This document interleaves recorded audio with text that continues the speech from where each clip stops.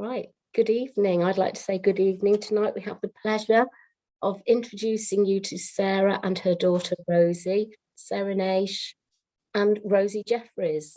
Both are very successful women with an abundance of knowledge of therapeutic parenting. So tonight I'd like to first of all introduce you to Sarah. Hi, Sarah. Hi. Hi. Would you please introduce yourself and tell us a little bit about you? Sure, yeah. My name's Sarah Naish, and many of you probably know me from the books I've written. A lot of you have got the A to Z of Therapeutic Parenting. The way that I learnt what I know is through my children, my adopted children. I adopted 5 siblings. Rosie's the eldest of those children. And prior to that, I was a social worker and foster carer and nursery nurse, actually. So over the years, I've run fostering agencies and that kind of thing. But in more recent times, Rosie and I have worked very closely together, trying to put together lots of services to help any parent really with neurodiverse children. So that's what we've put all our energies into jointly in the last 5 years. And we now work at the Centre for Excellence for Child Trauma and have within that the National Association of Therapeutic Parents, which Rosie will talk about, myself as an author, 2 therapeutic fostering agencies, and an Inspire training group and the training path. So we've just gathered together everything. I think the main difference with what we do to what a lot of other people do is everything is based in real life. We're not afraid to go out on a limb and say things how they are. We're not particularly politically correct. We do say it how it is, and I think that is what connects to people. So and all my children have left home now, and I have 3 grandchildren. Woo. Ooh, congratulations. Thanks. Thank you. Wow, there's a lot there to unpick, but thank you. And Rosie, would you like to explain a little bit about yourself and what you're up to and where you've been? Yeah, it's always hard to follow my mum. Goodness me, I can't match up to that. So I run along behind my mum and try and catch up with all her ideas. Sometimes run past her and say, come on, catch up, I've got a few more ideas. Both wear each other out, but I think the main thing is everything that we do is because we care. In one way or another, we've experienced going through a traumatic family, I suppose is the best way to put it, had different trauma journeys. I'm used that in our experience. So I'm a child from trauma myself. I was adopted by my mum at 8, entered the care system at 6 and was fostered. And I always joke and say that, I came in and I was perfectly well behaved and I don't know what on earth my mum's on about. No, I gave her every single challenge that she could deal with along with my siblings. So we always joke and say that she's covered. If you've got a question, she's had it thrown at her by one of us. I grew up, thankfully. Sometimes. Trauma will always be a part of me, and sometimes I can understand it and sometimes I can't, and when I can't, I then learn to understand it because it will always stay with you no matter what. But I'm now an adult. I run NATP as managing director. I'm also a parent myself to a 5-year-old, trying to be a therapeutic parent. Sometimes I'm not, because I fall into the lazy parenting because you want an easy life, and I can hear my mum in the back of my mind going, it's never easy being doing, lazy parenting as such, because you've still got to go through it all. So I'm learning. I'm trying to be a therapeutic parent. But yeah, my son is wonderful. And it's been lovely having him, because I feel for me it's been a completed circle of things that, have been missed in life. Thank you. That's very kind and very honest of you to open up. We do have the 2 books of therapeutic. Well, I have 2 books at the moment. Therapeutic Parenting Essentials. I don't know if you can see that. Am I on screen? No, I'm not on screen. Hang on then. There we go. No. that I don't. Oh, there you go. Therapeutic parenting. There we go.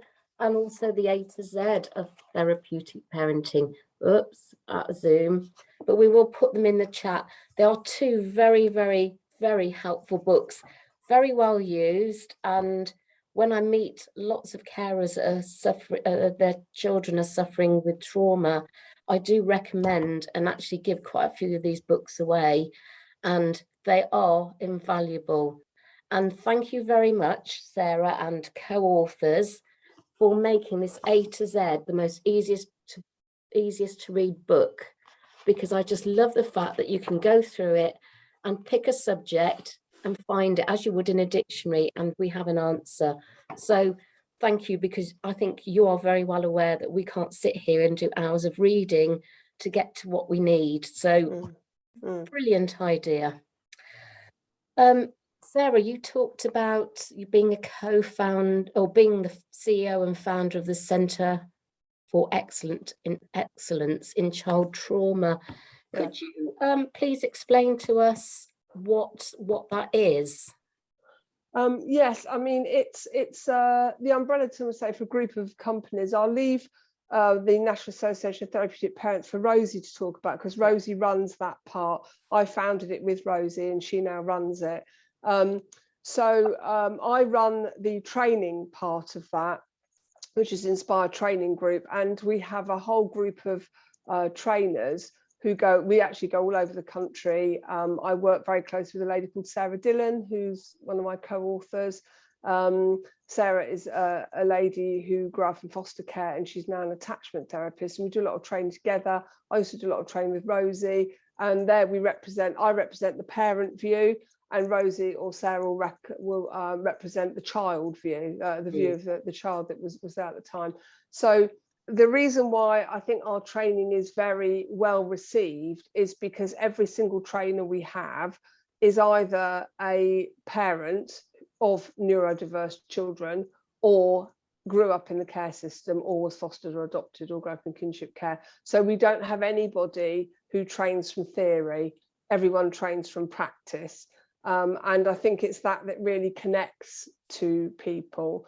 One of the other things we have under the Centre of Excellence is the Haven, and the Haven is like a wellbeing centre where people can book online to have some direct support, and they use a technique called havening, which we won't have time to go into tonight, but it's truly groundbreaking in working with trauma, and it's something that we all practice at the Centre of Excellence. So I would suggest you look up havening.org to see what that's all about.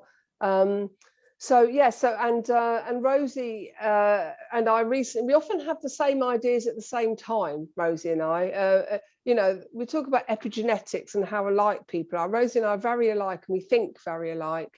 And we often have exactly the same idea, and we'll talk to each other, and it kind of builds, and hey presto, it's a thing before you can blink. So we've recently set up the Trauma Revolution, which is all our training online. So it's literally available 24 hours, 7 days a week. And people often log on to that at stupid o'clock when the children are all asleep, and they can watch anything from like a full day conference to a 15-minute, what we call pocket TP, pocket therapeutic parenting. So that's for a thing that you really want. So for example, one of the things that we've just done this week, we put new stuff up all the time. Rose is the tech person, so I tend to produce some of the material, and then Rosie makes sure it all works and goes in the right place. So this year I've recorded the Very Wobbly Christmas. So I've that's a true story that Rosie and I did about one of our more interesting Christmases, and that story helps parents to explore the things that might go wrong at Christmas with their children, and to get ahead of it. So we've just literally recorded that as a story and put that on the training pass, so that you can literally sit your children in front of it and I'm reading the story. So it gives you like a 10-minute break while they listen to the story. So we've just done that this week. So we're always putting new stuff up. The conference we did last week, Rosie's just uploaded all that. So there's everything from why our children are the way they are, what we can do about it, what about us, how we feel, strategies for siblings. I mean, you name it, anything to do with trauma is in Inspire. So I don't think we have anything else in the Centre of Excellence, do we, Rosie? It's mainly NATP is the big thing. There's a few other things around the fostering agencies and Wixel, which is very important, especially with a few Gloucestershire families here tonight. But yeah, definitely NATP, which I'm happy to talk about more. I've just popped some links in the chat as per Donna's request for COECT and NATP, and I'll put Trauma Revolution in a second. But if you go to COECT, it's all there as a filter system. Yeah, so as Mum said, she founded NATP in 2017, I believe. And in 2019, I took over as managing director. And at the point we had 2,500 members, and it was brilliant. It was wonderful, supporting families with listening circles, which are, I hate the word support groups, but we all know what that means. It's a support group where you can meet with like-minded parents that get it. And I think, you know, the saying, it takes a village to raise your children. Sometimes it can feel like maybe you're in the wrong village. So you need to find your village. And I think that's what's great about the listening circles, is you can go there and you can make your village that's going to support you to raise your children and your family. Because if you've got people around you that don't get it and don't understand and pull you down and tell you how to do things differently, it's not going to help you. And we have those all over the country, not just Gloucestershire where we're based. And of course, because of COVID, just like tonight, we have them virtually. And they're on many different subjects, many different audiences, so you can find something that suits you, which is brilliant. We had COVID where we quadrupled, which is fantastic. So we have even more members around that you can meet. And with that, things have developed. We now have trigger clinics, which is what Mum mentioned about havening, where we tend to do those as group sessions where you can get a taste of the havening. Because when someone explains it to you, I have to admit, even being on the training, I still think, really?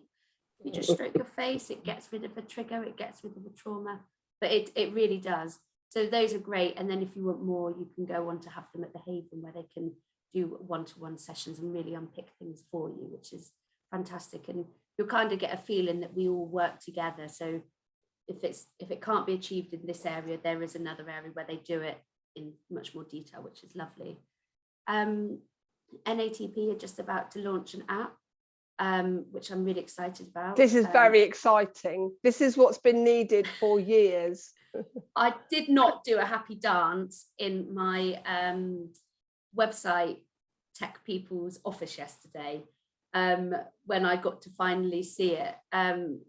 We all use social media for support, but I know as families from trauma, either A, you don't want your families knowing what's going, your connected families with you, or friends seeing about things that you're sharing and posting, and you also don't want, sometimes it's hard for the two to mix, the dreaded feeling that maybe birth parents might try and find you, and many other things around security and confidentiality. So I've worked really hard with our developers about creating a safer environment for families to meet, where there's a lot of those issues eliminated already. And Facebook will probably hate me because we've duplicated a lot of the elements about the chat and commenting and, interacting with people, but all in an app, which is, like I said, ready to launch imminently. It's a little support group in your pocket, isn't it, Rosie? It is. You log in and it's in there. And like I said, it's just how it is on Facebook. But the great thing is on there, you can book events, you can call the helpline. We've got resources on there. You see our blog. You can see all the stuff that goes on in the website. It's not obviously in the full format of the website, but you've got the juicy parts of the website. Most important, the members chat, which I'm not going to call a forum, but we all know what a forum is. We know the Facebook, and that's what the purpose of it is. And yeah, I did have a play with it last night, a bit too long, so I didn't get any sleep because it was that amazing. So I'm really excited to share that with everyone because it's very user-friendly and allows you that privacy and, as I said, a safer environment to share and support others and get that support that's needed. Thank you. Can I just just mention the NATP is short for? Oh, I always struggle with this. The National Association of Therapeutic Parents. And Rosie now has built the membership up to over 13,000. So we're bigger than Adoption UK now. I think she's made it the fastest growing network of that kind. Not on purpose. Not on purpose. And it wasn't about getting big. That wasn't what we were trying to do. What we kept doing, and what Rosie kept doing, was just thinking, how can we make things better? What did I need when my children were young? You'll all know the hardest thing is the sense of isolation, that sense of aloneness. And when things go wrong, you feel even more alone. So everything that we've done, what drives us is putting things out there that connect people. Or if you're a bit antisocial like me, actually, you don't particularly want to go and sit with loads of people, there's techy things that you can get hold of where you can connect technologically so that you can still get the answers to your questions without feeling like you're the only person in the universe that's ever felt that way. I think what really helped us was when, COVID hit, everything just stopped, didn't it? Everyone just went into this, I don't know what to do. And I saw that with all things, not just, things connected to supporting the parents, but that did happen. And we didn't. The week after lockdown was announced, we were already on virtual stuff. We already had webinars, we had virtual sessions, we had everything. We just quickly hopped over to that. Luckily, because we have a lot of international members, we kind of dipped our toes in those waters. And it's like, okay, we know what we're doing enough. And we just ran with it. And I think a lot of people saw that and liked that, and we continued that. We've seen you grow, and it is great. It's a great resource. Sarah, I just need to go back to the word, because obviously the kinship carers here, and not everybody's technical in attachment. And you mentioned the word neurodiversity. Yeah, we've begun to use the term neurodiverse more as a big kind of catch-all, really. So that then catches more or less all the parents that we deal with, because surprise, surprise, we don't get many parents banging at our door saying, please help me, my child is no problem at all, I'm having a lovely time. That never happens. So typically we will have contact with adopters, foster parents, birth parents, kinship carers, special guardians. Those are obviously the main, and step parents. But the birth parents, they're often people like my business partner, Sarah Penner, who she has 2 birth children.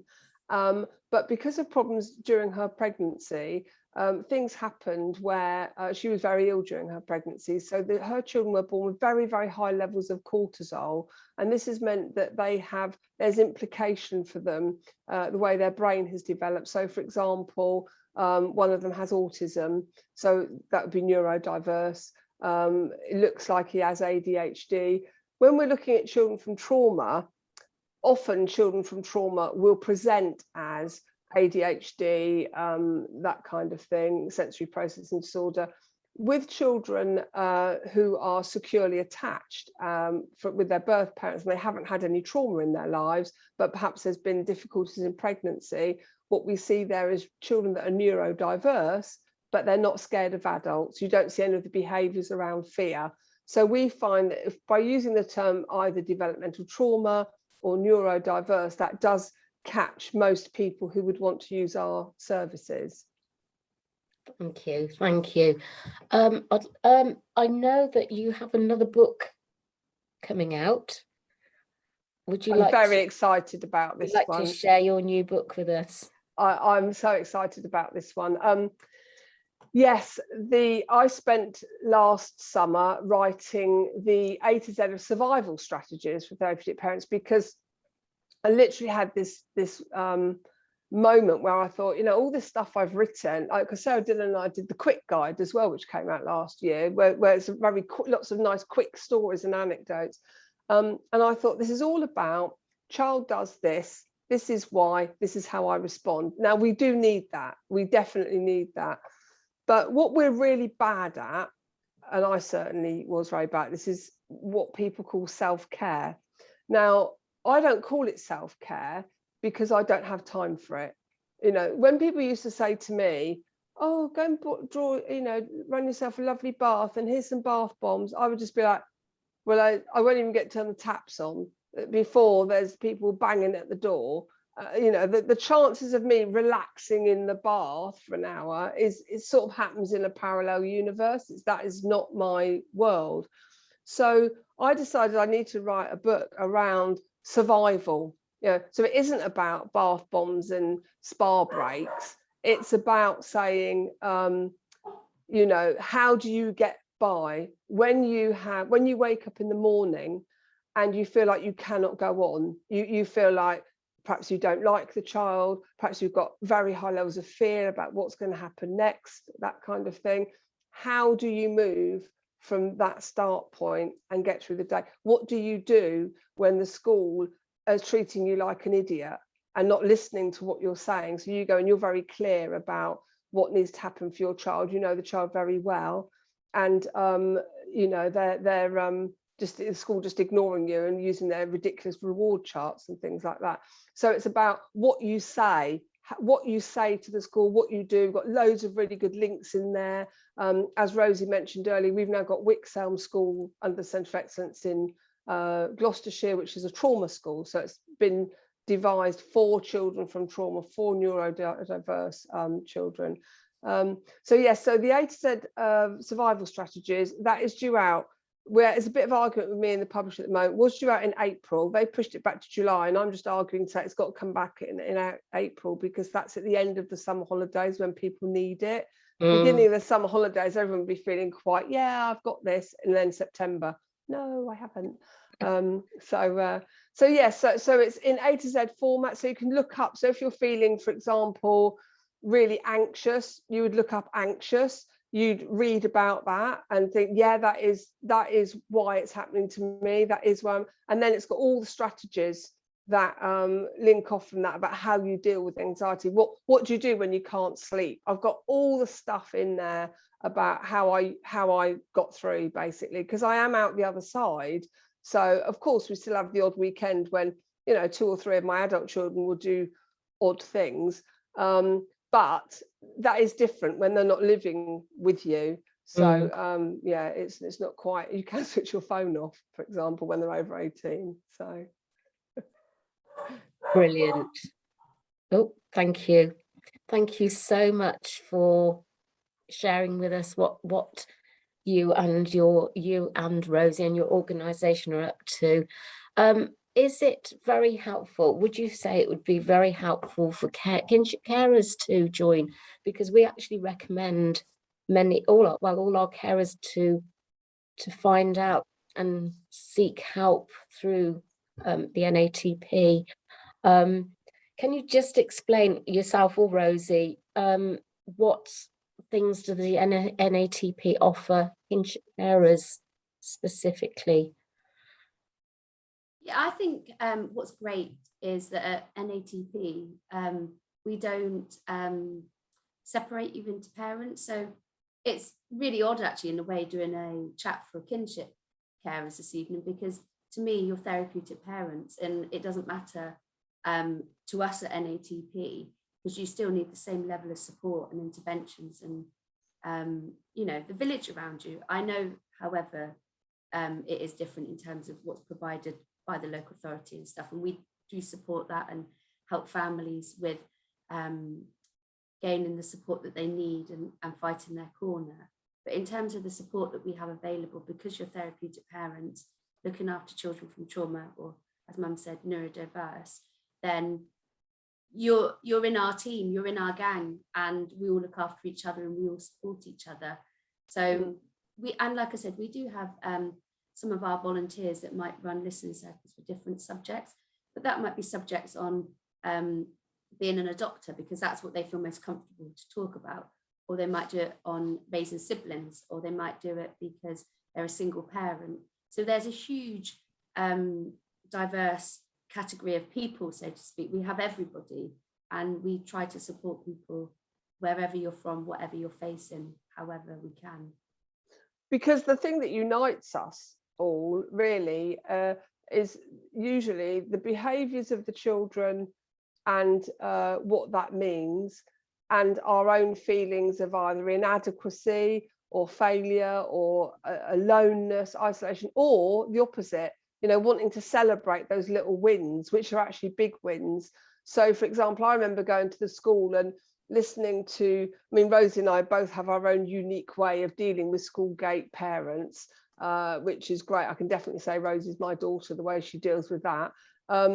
But, you know, you get these little competitions, don't you, at the school gate? And if you've got a child from trauma, they are not usually at the same level. They're behind emotionally or developmentally or whatever.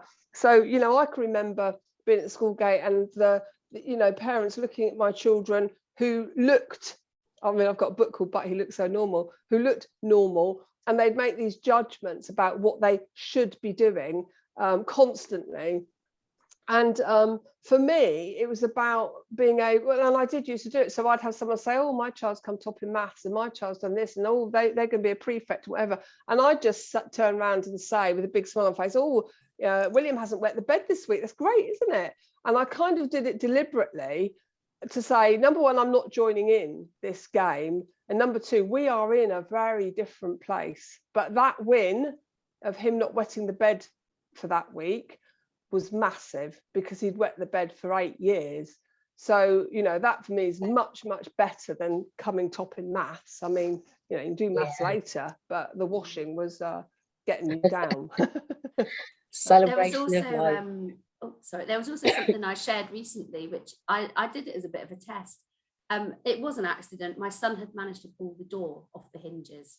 It was a bit wobbly, and I think he opened it, leant on it, and it went down. And I walked in the room, and I've got a picture of it, and I just laughed.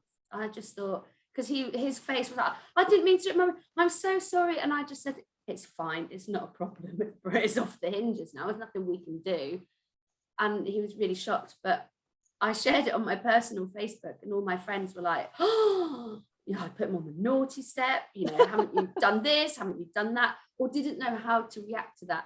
And I shared it on TP, and some of you might have seen it if you're on the group, where there's my son going, you know, I don't know what to do, and there's the door on the floor, and they all got it. They all just understood that, you know, by not telling him off and laughing about it and going, well, you know, but that's what's happened today, and quickly taking a picture, there's just this different reaction. I could have gone in and said, you know, that's it, you've got no pocket money. You know, what was that pocket money? I've still got to buy the door, haven't I? I've still got to fix it. Yeah. And his poor little face, he didn't mean to, but it's just, you know, that different support that you'd get from people. Whereas, you know, what are you going to do about punishing him? Or, you know, they should know how to do that by now. You should say sorry. Yeah, you should say sorry. And by the way, the group that Rosie is referring to there, because we've got to mention it, is our Therapeutic Parenting Facebook group, which has over 36,000 members. So that's why Rosie's brought the app out for the NATP members, because that's much more personal and more responsive on there. Because on the Therapeutic Parenting Facebook group, Rosie's put the link up, you know, if you put a question up now, for example, it won't get approved till tomorrow morning, because the moderator, we've got a big team, about 16 moderators, and they don't work in the evening. So because we used to work all the time, and it's, you can imagine, with 36,000 members on a Saturday night, got busy. And we used to moan when we had 34 people, going, if only we had more. Well, on that note, I'd like to say thank you to both Sarah and Rosie for giving up your time coming to speak to us and telling us all about how you're getting on and your new challenges and your new book. And we are pleased for you, and thank you very much. If you'd like to give them a clap. I was just about to clap as well. You can clap, Rosie. Thank you very much.